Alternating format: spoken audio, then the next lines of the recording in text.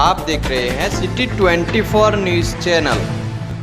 વડોદરા શહેર નજીક આવેલ ધુમાડ ગામની આગળ ભારત પેટ્રોલ પંપ નજીક કાર અને બાઇક ચાલક વચ્ચે અકસ્માત સર્જાયો। બાઇક સવારને માથા અને પગમાં ઈજા પહોંચી હતી। 108 મારફતે નજીકની ખાનગી હોસ્પિટલમાં સારવાર અર્થે ખસેડવામાં આવ્યો। અકસ્માતમાં ચૌહાણ નરેન્દ્રભાઈ રાજેન્દ્ર બાઇક ચાલકને પગમાં અને માથાના ભાગમાં ઈજા પહોંચતા તાત્કાલિક સારવાર અર્થે ખસેડવામાં આવ્યો।